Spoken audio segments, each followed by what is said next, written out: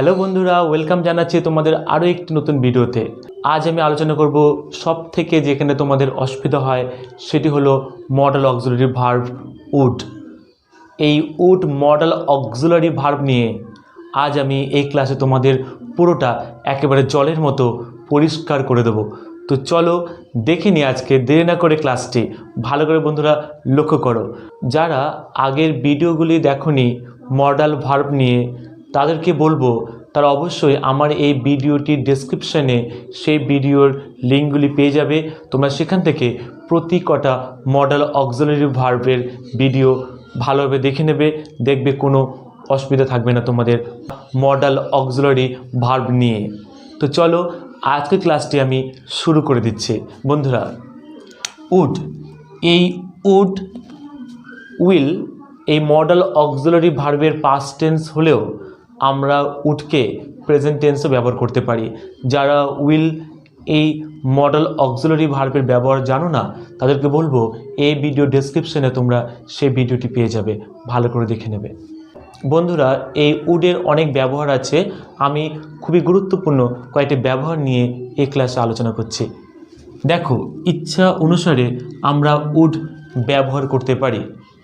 যেমন I would like to give you a book, আমি তোমাকে একটা বই দিতে চাই।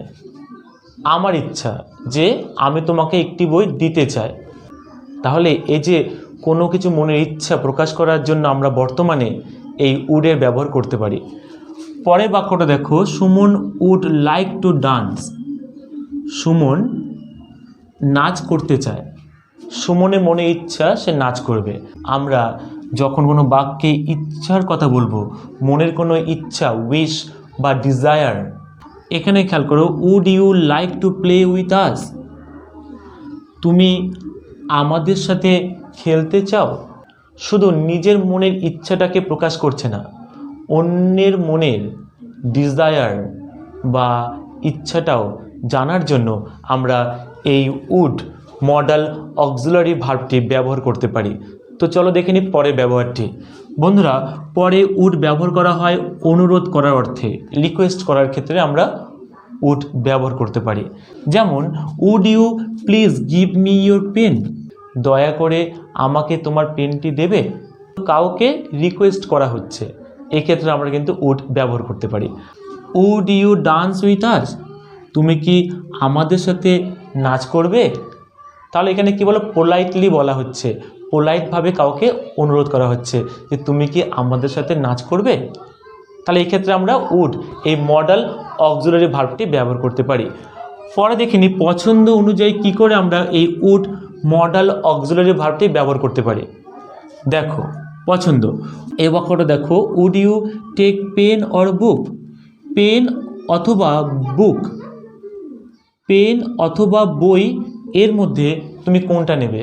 তাহলে তোমাকে চয়েস করতে বলা হচ্ছে, তোমাকে পছন্দ করতে বলা হচ্ছে যে দুটোর মধ্যে তুমি কোনটা নেবে। এক্ষেত্রে যখন দুটো জিনিস মধ্যে বা অনেক কিছুর মধ্যে আমাকে কোনো কিছু পছন্দ করতে বলবে, তখন সেখানে আমি উড এই মডাল অক্সিলারি ভার্বটি ব্যবহার করতে পারি। পরে বাক্যটা খেয়াল করো, would you like mango or apple, mango আর অ্যাপেল অর্থাৎ আম এবং আপেলের মধ্যে তুমি কোনটা পছন্দ করবে, তুমি কোনটা পছন্দ করবে। তাহলে তোমাকে পছন্দ করতে বলা হচ্ছে যে ম্যাঙ্গো আর অ্যাপেলের মধ্যে তুমি কোনটা পছন্দ করবে। আসলে বোঝা গেল উডের ব্যবহার। এবার দেখো, দেখিনি পরেরটা, অতীত কোনো অভ্যাস বোঝাতে। অতীতকালে আমার কিছু অভ্যাস ছিল, সেটা নিয়মিত অথবা অনিয়মিত হতেই পারে। সেই অভ্যাস বোঝালেও আমরা এই উড এই মডাল অক্সিলারি ভার্বটি ব্যবহার করতে পারি। কিভাবে দেখে নাও।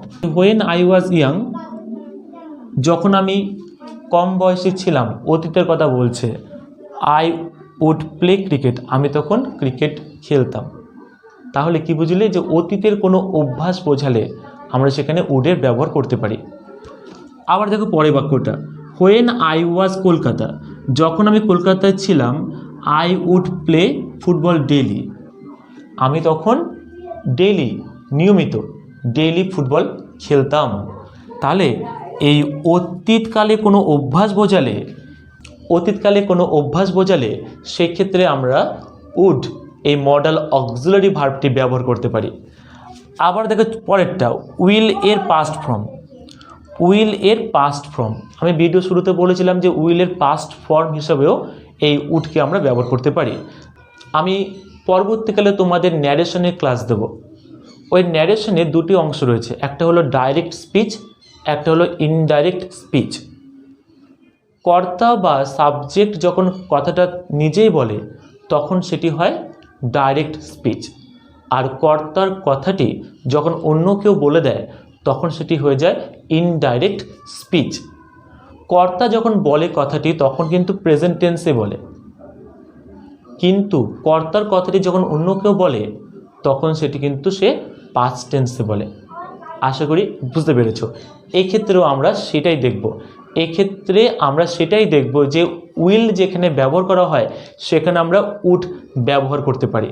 যেমন প্রথম এক্সাম্পল দেখো, শি সেড দ্যাট, সে বলেছিল যে she would draw a picture, সে ছবি আঁকবে। দেখো এখানে যে বাক্যটা আছে আসলে বাক্যটা ছিল এরকম, দেখো শি সেড, কমা ছিল এখানে, তারপরে কি বলে ইনভার্টেড কমা শুরু হয়েছিল, এখানে সিটা আই ছিল, আই উইল বা শ্যালো বলতে পারো, I will draw a picture. দেখো এই কথাটা কিন্তু এই যে সি যে সাবজেক্টের সে নিজেই বলছে, তাই এটি কি বলো, এটি হয়ে গেল কি বলো ডাইরেক্ট স্পিচ। কিন্তু যখন এই কথাটাকে আমরা ইনডাইরেক্ট স্পিচে করব তখন কিন্তু এই যে উইল আছে এই উইলের জায়গায় কী বলো উড বসবে, তখন বাক্যটা এরকম হবে, তখন বাক্যটা এরকম হবে, she said that she would, এই উইল থেকে উড ড্র আ পিকচার। তাহলে উইলের কি বলো পাস্ট ফর্ম উড হয়ে গেল, যেহেতু সেড এটি পাস্ট টেন্সে আছে। আশা করি বুঝতে পেরেছো যে উইলের জায়গায় আমরা পাস্ট টেন্সে উড ব্যবহার করতে পারি ইনডাইরেক্ট স্পিচের ক্ষেত্রে। এই বাক্যটা খেয়াল করো, শ্রাবণী সেড দ্যাট, শ্রাবণী বলেছিল যে শি উড মিট আস, সে দেখা করবে আমাদের সাথে সুন, খুবই তাড়াতাড়ি। তাহলে শ্রাবণী বলেছিল যে সে আমাদের সাথে দেখা করবে খুব তাড়াতাড়ি, তাহলে এই কথাটা কি বলে ইনডাইরেক্ট ভাবে বলা হয়েছে।